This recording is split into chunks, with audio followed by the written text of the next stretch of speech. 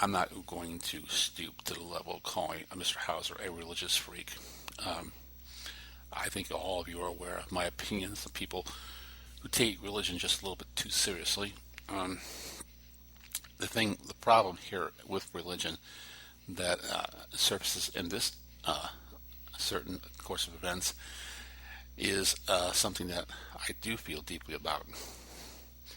Um, you just it's a power trip in a way for some people who get deeply involved in religion and they become very judgmental, uh, almost to a fault, judgmental of other people. And in their minds, they are doing God's work. I'm not going to say that Mr. Hauser here, John Russell Hauser, believed he was doing God's work, but in a way, if you listen to what he's saying, you can imagine in his mind he was thinking he was doing something right to help people, uh, to guide them back, so to speak, to the Bible and his teachings. And in the Bible, I'll just say this real quick. When I'm not going to get into an involved discussion on this, but in the Bible, if you look upon evil, especially in the First Testament's, a lot. The Older Testaments are a lot of evil being perpetrated and death and blood, and we can't even begin. And I'm not going to start that conversation here with just how many people died because of religion. And I'm not saying that these two ladies died because of religion here, but there is a common theme amongst those who would take out violence on other people and somehow feel that redeeming themselves and bringing us all to the light, so to speak. On his Twitter account, he had anti-government discussion boards and other forums online. A person using his name praised the Westboro Baptist Church, whose members, driven by loathing of gays, staged protests at military funerals. He plotted Timothy McVeigh, and also even showed a liking for Adolf Hitler. Several times he described the United States as a financially failing filth farm that deserved to collapse and would do so soon. Mr. Hauser legally bought this gun he used from a pawn shop in Phoenix City last year, law enforcement officials say. A purchase at a store requires a federal background check, and serious mental illness can be grounds for denial, but a database of prohibited buyers is imperfect. Is a very big understatement here when you say imperfect. Now, how about lousy? Dylan Roof. This gentleman here, John Holmes, and we can just keep going right down the line with lousy background checks, and wonder just when do we begin to improve these background checks? Because I'm not seeing that improvement here. He was accused in 1989 of trying to hire a man to start a fire at a Columbus law firm whose clients included pornographic theaters, which Mr. Hauser opposed. A grand jury declined to indict him, but a Superior Court judge in Muskogee County ordered Mr. Hauser to undergo a psychiatric examination because his competency had been called into question.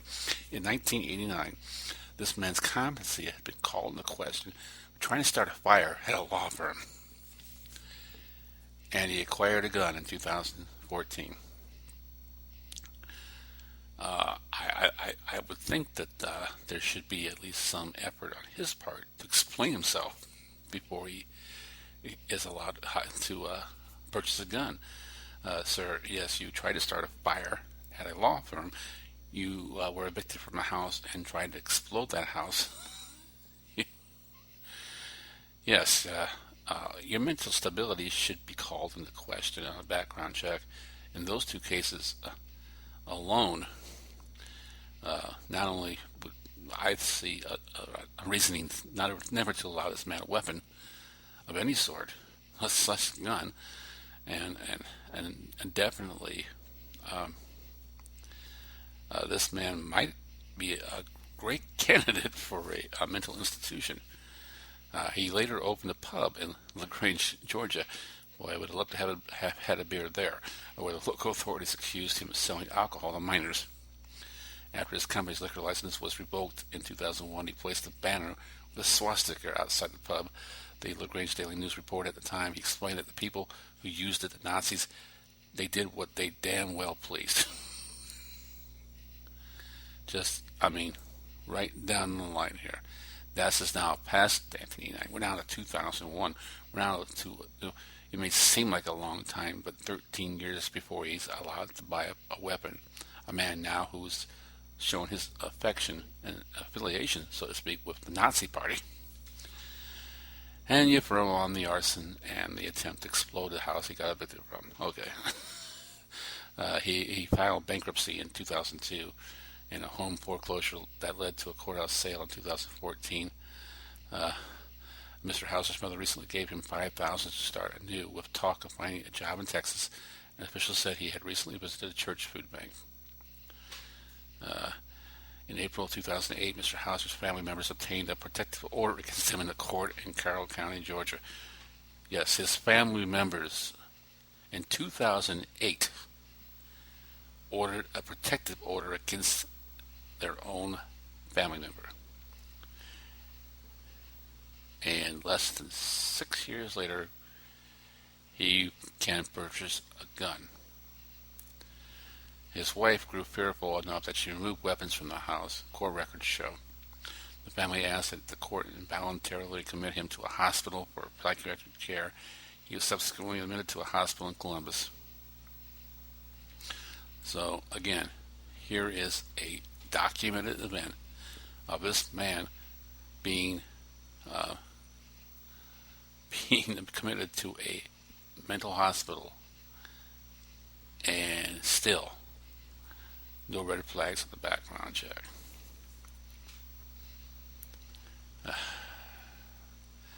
I don't even know if I should even go farther with this. I've made my point. Well, I want to make my point a little more. He was crazy, Miss Bones said outside the home where Mr. Hauser flew the Confederate battle flag, but I didn't think he would kill someone. Obviously, he didn't speak much of his arson efforts and his time in psychiatric care. I wouldn't either, but I mean, he was crazy, but I didn't think he'd kill someone. Miss Bones, a neighbor, I mean, you just gave the reason why he would, because he was crazy.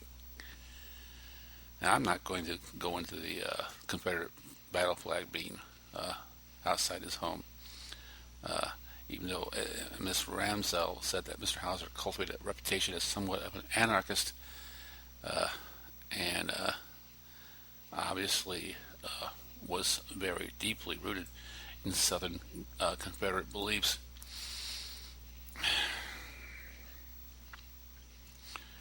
Because, just because you wave a Confederate flag, that's not crazy. It's ill-begotten beliefs in a system way gone by, roots that, thank God, have, pardon the pun, an atheist, are long now buried and no longer part of our society. Again, here, if you went to the earlier part of this article, he felt betrayed by his government.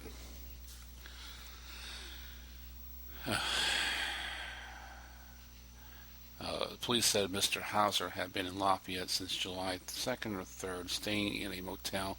In his room there, we found wigs and glasses and disguises, basically. They also found journals that investigators are reviewing. I can only imagine these journals will further on the hatred he had and the reasoning he believed he was doing something to help our country.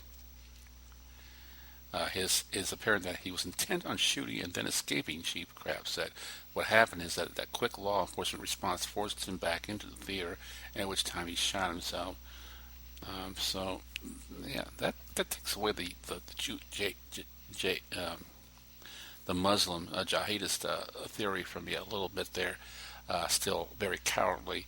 He shot himself rather than face the prosecution awaiting him for what he had done. Uh, he was by himself. He sat by himself. The first two people he shot were right in front of him, Chief Kraft said. So we don't know, and we won't know until more information comes forth, if he intentionally picked out two women to sit by to shoot. It sounds to me like that might be the case. Mr. Hauser dropped a spent magazine and reloaded, stepping out of a side door of the theater to get to his car, but then went back into the auditorium to obey the approaching police officers. The officers heard four more shots, including the final round that the gunman used to kill himself. And that's the story at MSNBC, or MSN.com. And I think as we read the story, we need to think in terms of the three things that would have prevented the story from ever hitting the papers. The first thing that comes to mind for me is, here's a man who basically is he's screaming for help. He has psychiatric problems. His own family puts forth a order of protection from him, which means that it's obvious that this man is a danger to people even close to him. B, a man on a website spewing hatred. Certainly, yeah, we should all have our opinions, and definitely I'm not going to trump over the First Amendment, but these are, when linked together, clues that this gentleman needed to have his life at some point interceded by officials and medical people who deal with mentally unstable people and so forth. And the third thing we look at here is now what will become now the next discussion: security at movie theaters. And I don't even know how to put that one out there in a reasonable discussion. We live in a country where we need metal detectors at a theater. I think we have to have a deeper discussion than whether that's a good thing to do or not. There's definitely something happening here that should be looked at in an even broader stance when we began discussing tighter security at our entertainment facilities. Okay. The only positives I can get out of this story was that this was not a foreign terrorist. He was not, he was not affected by a Muslim or a jihadist types of individuals. But this is just a gentleman who was disturbed and felt that our country was heading in the wrong direction. Definitely in the wrong direction religiously. So in that regard, I have to put this under in the end, I have to put this under the category of this kind of thing is going to happen in a free country. It's going to happen in a free country. You're going to have people who are very disturbed and take their aggression amongst others rather than themselves. So, in conclusion, I'm going to say that's where I'm going to put this, but with a little tab on it. And that little tab is the important part of this entire discussion. That little tab that says it could have been stopped. It should not have happened. If our people who work in our mental institutions weren't so strapped cash-wise, weren't so unable because of finances to take care of the people in our country who are mentally unstable. Because of that, They let this